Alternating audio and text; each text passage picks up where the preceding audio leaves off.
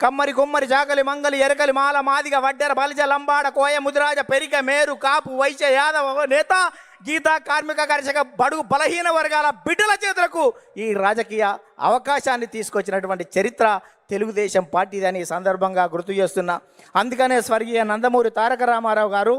2 రూపాయల కిలో బియ్యం పెట్టాడు. ఆ రోజు ఉన్నటువంటి తినేవాడికి తిండి, ఉండడానికి ఇల్లు, కట్టుకోవడానికి బట్టలు ఉండాలని 2 రూపాయల కిలో బియ్యం పెడితే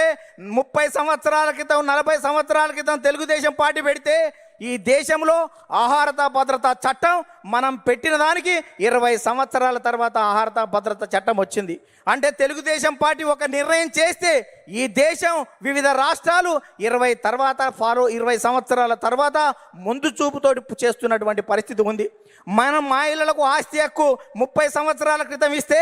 భారత పార్లమెంటులో మనం నిబంధన పెట్టిన తర్వాత 15-20 సంవత్సరాల తర్వాత కూడా భారత పార్లమెంట్లో పెట్టేటువంటి పరిస్థితి ఉంది. అందుకనే ఈ దేశంలో ప్రతి చట్టం కూడా తెలుగుదేశం పార్టీ ముందు చూపుతోటి విజన్ 20 తోటి ముందుకు పోతున్నటువంటి పరిస్థితి ఉంది. అందుకనే స్వర్గీయ నందమూరి తారక రామారావు గారు తర్వాత మన ప్రియతమ నేత నారా చంద్రబాబు నాయుడు గారు అధికారంలోకి వచ్చిన తర్వాత రామన్న రూపుదిద్దినటువంటి ఈ పార్టీని చంద్రన్న తీర్చిదిద్దాడు. అందుకనే విద్యకు ప్రాధాన్యత ఇవ్వాలనే ఉద్దేశంతో ఇవాళ సమైక్య రాష్ట్రంలో 23,000 పాఠశాలలు, 1,047 ఉర్దూ పాఠశాలలు, 40 రెసిడెన్షియల్ పాఠశాలలు, 4,352 అప్పర్ ప్రైమరీ స్కూళ్ళు, 906 ప్రైవేట్ జూనియర్ కళాశాలలు, 362 ప్రభుత్వ జూనియర్ కళాశాలలు, 131 ఇన్సెంటివ్ జూనియర్ కళాశాలలు, 1,295 డిగ్రీ కళాశాలలు, 275 బీఈడి, 276 ఎంసీఏ, 206 ఎంబీఏ, 188 ఇంజనీరింగ్ కాలేజీలు, ఇవాళ 26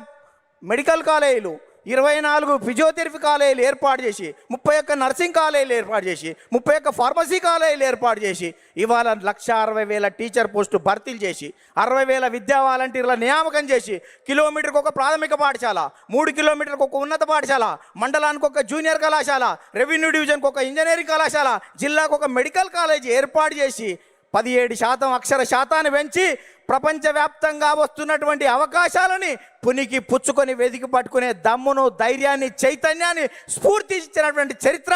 మన నారా చంద్రబాబు నాయుడు గారు దాన్ని ఈ సందర్భంగా గుర్తు చేస్తున్నా. అందుకనే యువత నేడు నారా అంటే రా అని పిలుస్తున్నటువంటి తరుణం ఆసన్నమైంది అని ఈ సందర్భంగా గుర్తు చేస్తున్నా. ఇవాళ చంద్రబాబు నాయుడు గారు అనుక్షణం, ప్రతిరోజు, ప్రతి గంట, ప్రతి నిమిషం, ప్రతి క్షణం ప్రపంచవ్యాప్తంగా వచ్చినటువంటి మార్పులను గ్రహిస్తూ మనని చైతన్యం చేస్తూ ఆ వైపు మనల్ని తీర్చిదిద్దు తెలుగు జాతిని మహోన్నత జాతిగా తీర్చిదిద్దేటువంటి దానికి శ్రీకారం చుట్టాడు అని ఈ సందర్భంగా గుర్తు చేస్తున్నా.